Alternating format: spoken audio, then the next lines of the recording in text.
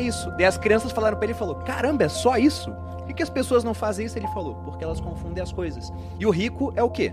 Ele nem bota mais fluxo de trabalho, ele bota só, tem um monte de ativo, até tem passivo, mas tem um monte de ativos, os ativos geram renda e com essa renda você paga as despesas. Ele fala que é isso. Mas tem uma sacada, talvez até mais complexa, que é o seguinte: às vezes a diferença entre um passivo e um ativo é só é só o seu conhecimento. Porque, por exemplo, quando você pega um imóvel, você financia ou você paga alguma coisa, você tem um custo. Então na loja.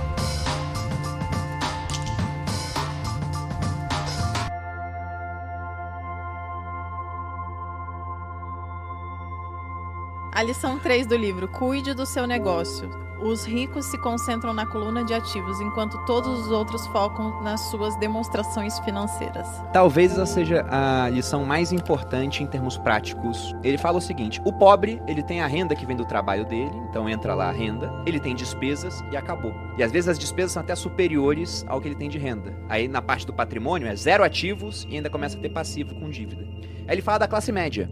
Ele fala que a classe média tem lá a sua renda, que é maior do que as despesas. Então, geralmente, o que a classe média faz? Aquele dinheiro que sobra, ao invés de investir, eles consomem. Eles querem o carro, aí se eles compram um carro, eles querem um carro mais caro. E ele tem uma frase boa aqui sobre isso, ó. Os problemas financeiros geralmente resultam do trabalho de uma vida toda feita para outras pessoas. Então, compra o carro para impressionar o amiguinho. Não, né? e além disso, ele também fala o seguinte, que cuidar do seu negócio aqui não significa você abrir um negócio. O que ele fala é, a sua profissão não é o seu negócio. O seu negócio tem que ser acumular ativos. Esse é o negócio de toda pessoa.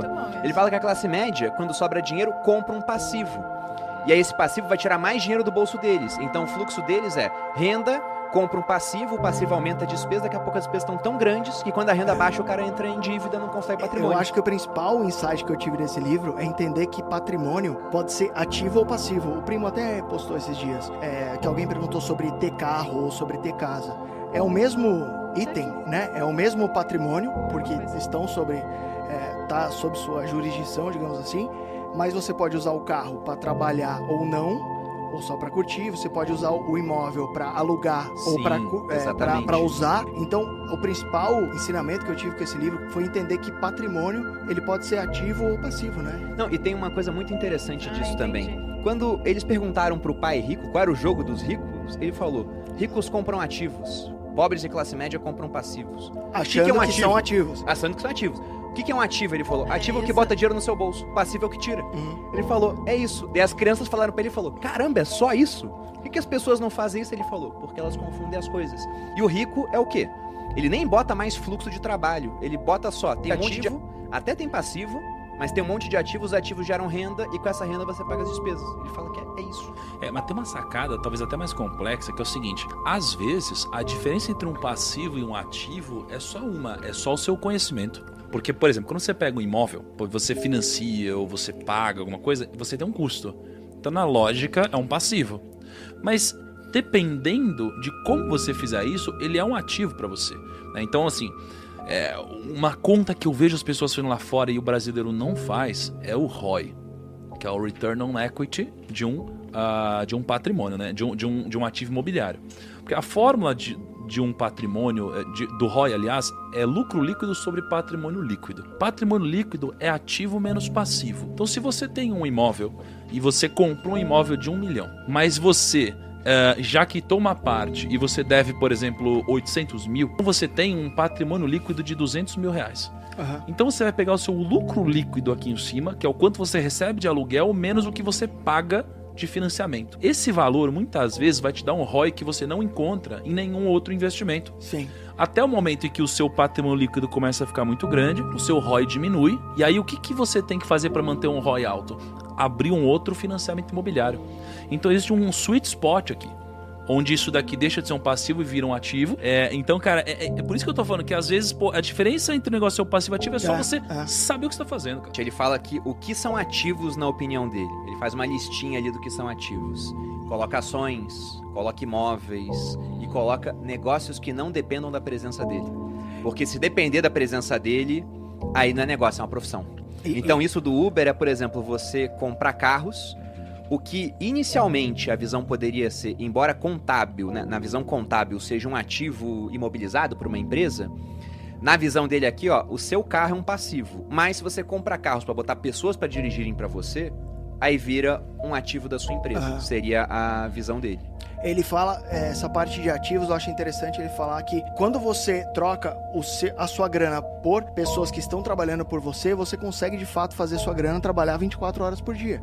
Porque o primo, por exemplo, investe em BDRs. Eu investo em BDR pra cacete, já cheguei meio a meio em BDR. Então, tem gente que prefere investir lá fora, tipo o Perini, compra estoques. Então, perceba que enquanto você tá dormindo, as pessoas estão trabalhando pra você. Isso é maravilhoso, né? É verdade.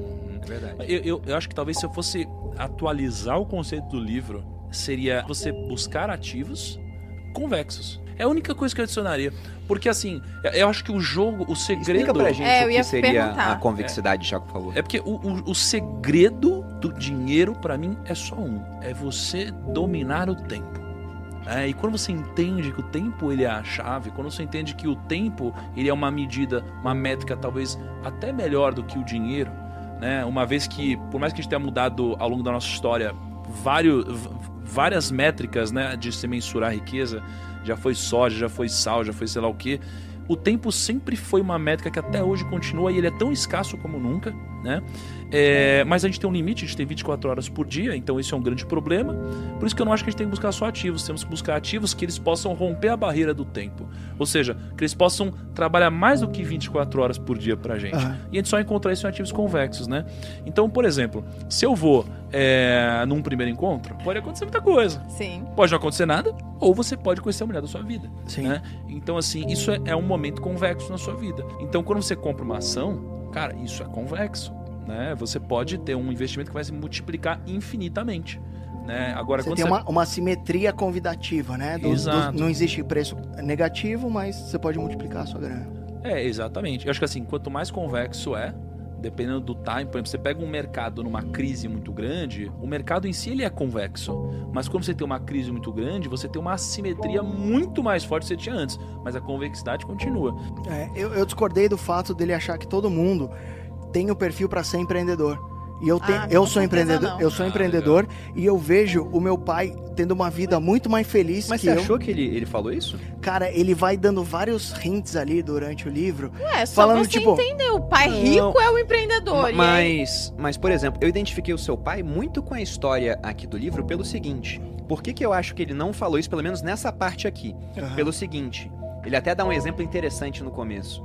Ele começa esse capítulo falando do Ray Kroc, que foi o cara que fez o McDonald's ficar gigantesco, né? Virar a potência que é. Tem o filme Fome de Poder, que muito tem a ver bom. com terrenos, né? E Exatamente. não com o lanche em si. Divide opiniões o filme, porque ele foi bem filha da puta com os irmãos, só que os caras ficaram ricos também por conta dele. Seria uma lanchonete pequenininha se não fosse o Ray Kroc. E ele foi dar uma palestra num MBA, na Universidade do Texas, falando de negócios. E depois ele foi pra um happy hour com o pessoal. O pessoal começou a conversar com ele e ele falou: qual é o meu negócio? Perguntou pros alunos.